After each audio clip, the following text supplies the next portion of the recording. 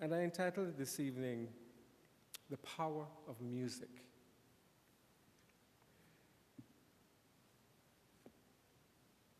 If you go back in Bible times, music was always used for very, very important things. Good times, bad times, difficult times. When the king was disturbed, he would ask someone to bring a harp and play. There are many scriptures in the Bible talking about praising the Lord with the cymbals and instruments and voices and everything else. Music is extremely powerful. Could you ever imagine living without music? I'm sure that for every event in your life, either a tune or a song helps you through that, whether it's a difficult time or it's a good time. Those of you who in love, is a love song. I remember when I was talking to my wife, I was on Anguilla and she was on St. Croix. And I would call her and just sing to her, I just called to say I love you. Somebody else's song. You think about the bridal march. When you hear that, you think of two people just beginning a new life together. Memories. You might have a song that when you hear it, it makes you cry because it brings back some sad memory. I can remember when I'm from a family of 9 children. I'm the 5th of 9. And my younger brother, my younger sibling, died at age 21. He was a pilot and his plane crashed and he died in a plane crash. And my brother and I, when we were planning the funeral, we thought we will try to sing a song at the funeral, and we didn't know how we would do it because you could imagine us trying to bury our youngest sibling. It was very difficult. Him being snatched from you in a moment in just a sudden incident. And we found a song that was entitled Beulah Land. And we sang the song. I'm tired of homesick for a country to which I've never been before. No sad goodbyes would e'er be spoken, and the time won't matter anymore. Beulah land, I am longing for you, and someday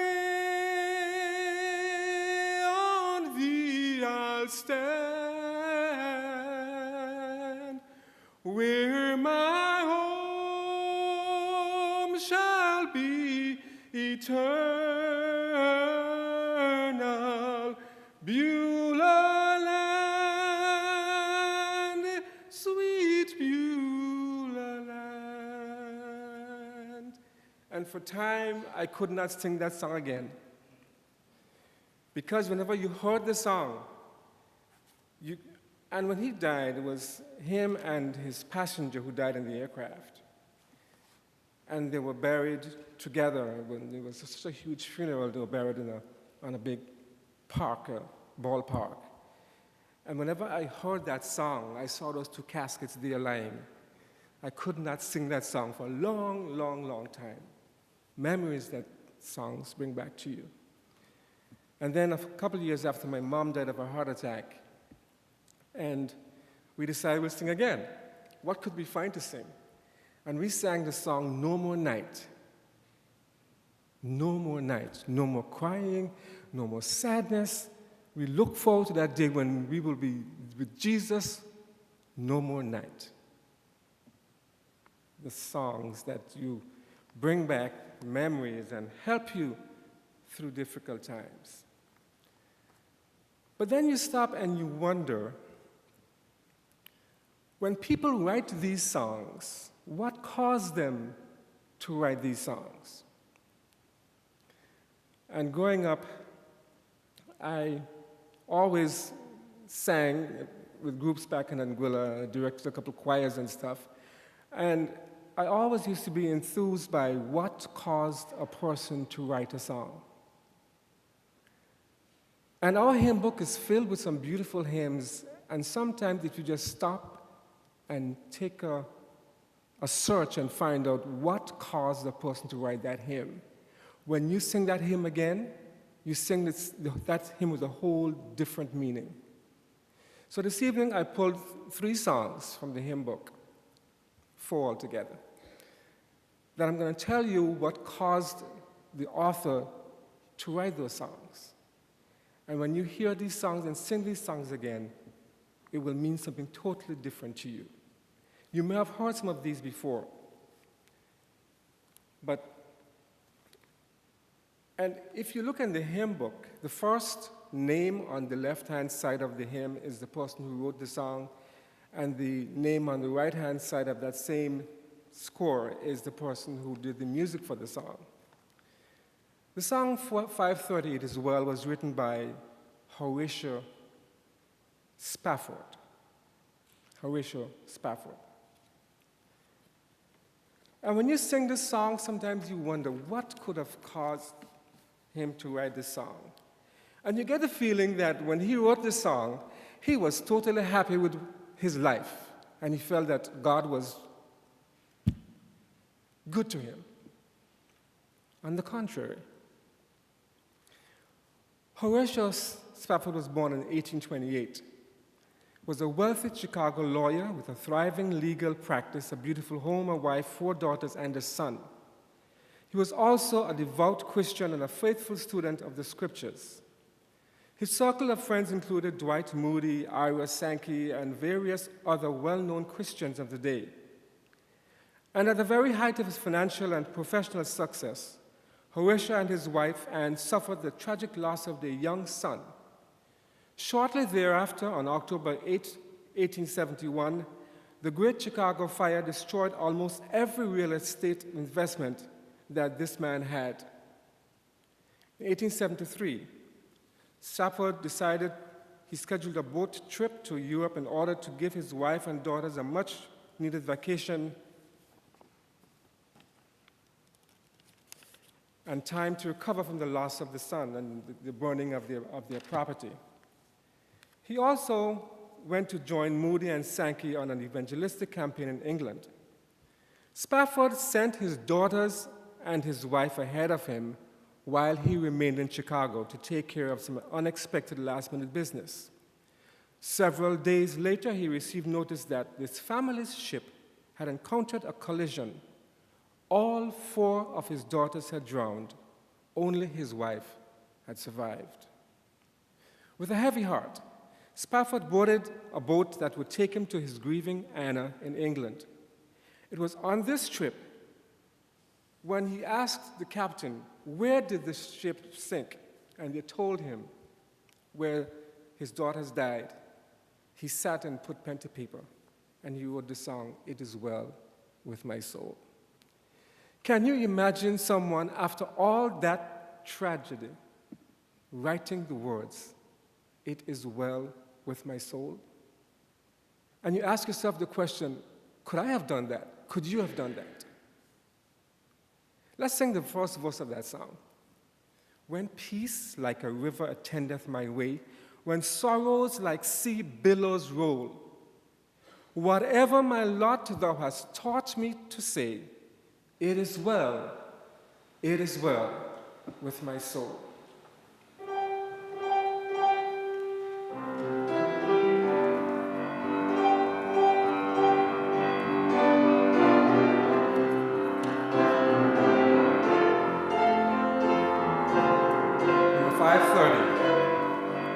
First stanza only.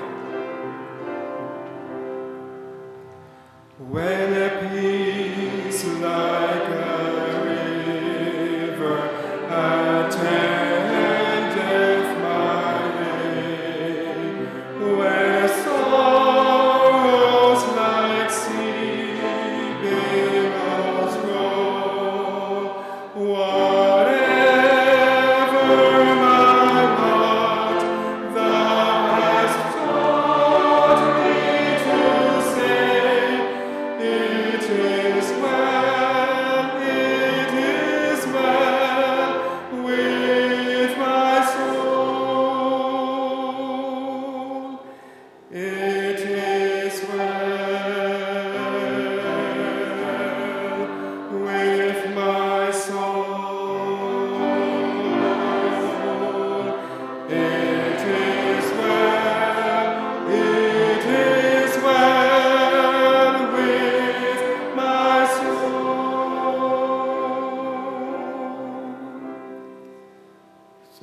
sing this song, just think of the loss that that man went through when he decided to put pen to paper and say, "It is well with my soul." We all have heard of Bill and Gloria Gaither. Number 526 is a song that was written by the Gaithers.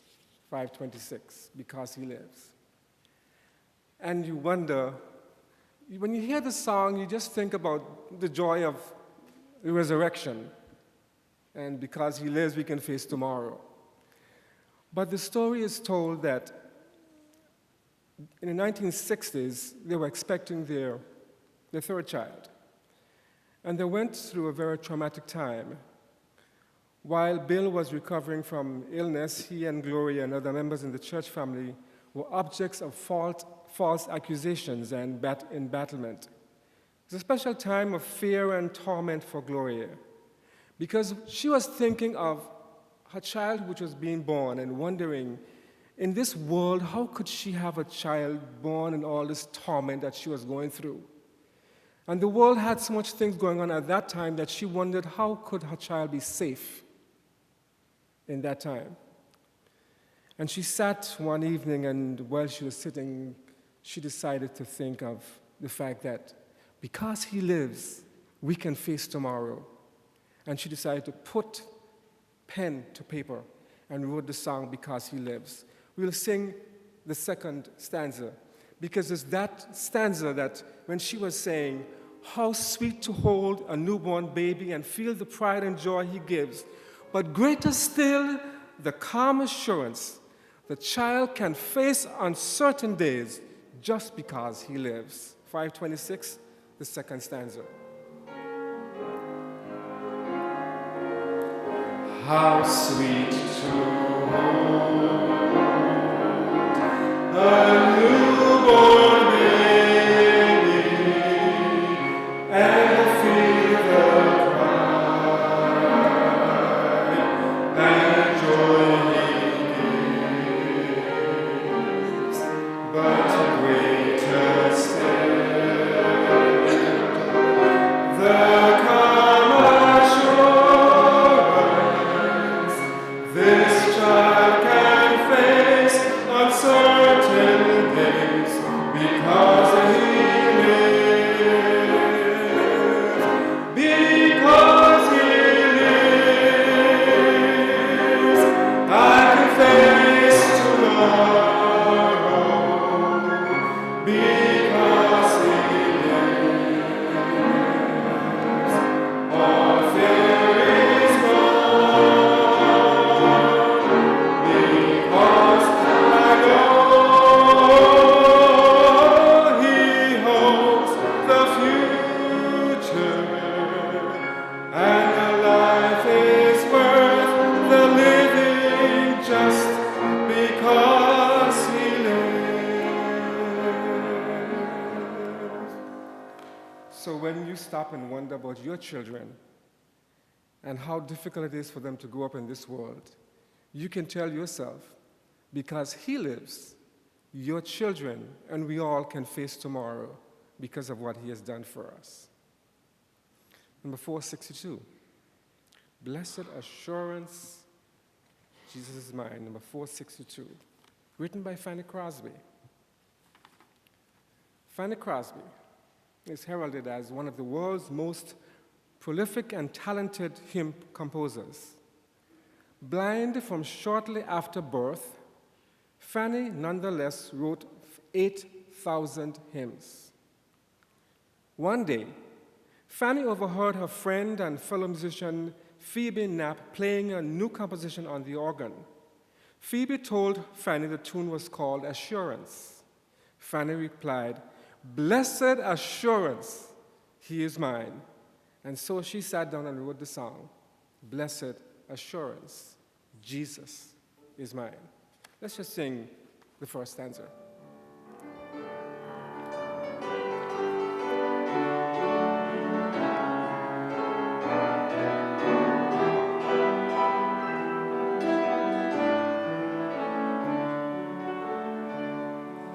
Blessed assurance, Jesus is mine.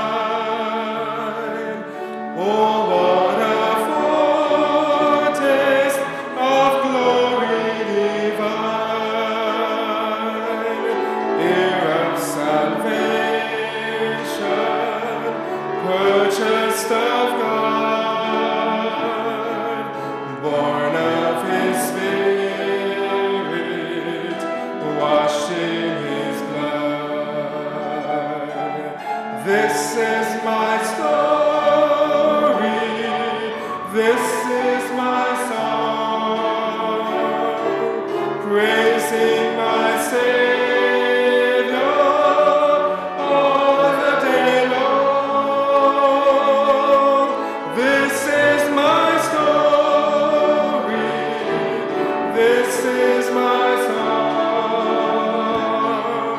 praising my Savior all the day long. And can you imagine the blind person having such assurance in that Jesus is hers, and whatever happens, even though she can't see, she knows that there is someone who will take care of her and will see for her and will lead her throughout life. So my friends, this evening, those of us who can see, why are we discouraged? She was blind, but she wrote 8,000 hymns. And we who can see sometimes, we just limit ourselves. So let us take the example of Fanny Crosby and tell ourselves that there's nothing in this world we can't do. Blessed assurance, He is mine. And I encourage you can go on the internet, look at all those first names on these hymns, and you can do a search and find out the composers, read their history, read what caused them to write certain hymns, and you will be encouraged by their stories. And our final hymn this evening is hymn number 100. Great is thy faithfulness, hymn number 100.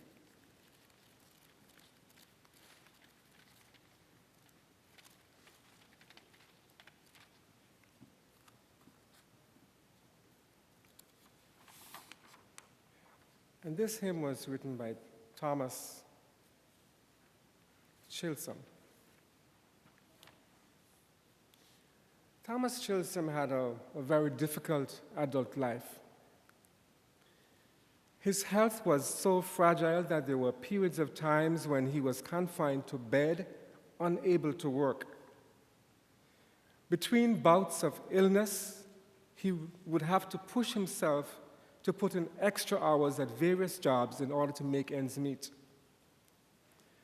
After coming to Christ at age 27, Thomas found great comfort in the scriptures and in the fact that God was faithful to be his strength in time of illness and provide his needs. Lamentations 3:22 and 23 was one of his favorite scriptures. It is of the Lord's mercies that we are not consumed, because his compassions fail not. They are new every morning. Great is thy faithfulness. While away from home on a mission trip, Thomas often wrote to one of his good friends, William Runyon, a relatively unknown musician. Several poems were exchanged in these letters.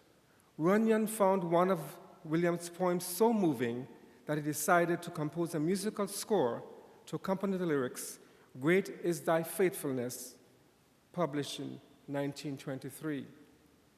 For several years, the hymn got very little recognition until it was discovered by a Moody Bible Institute professor who loved it so much and requested it sung so often at chapel services that the song became the unofficial theme song of the college. In 1947, when George Beverly Shea began to sing Great is thy faithfulness at Billy Graham's evangelistic series, that song was then heard around the world. Great is thy faithfulness. Let us stand as we sing our closing hymn. Great is thy faithfulness, all three stanzas.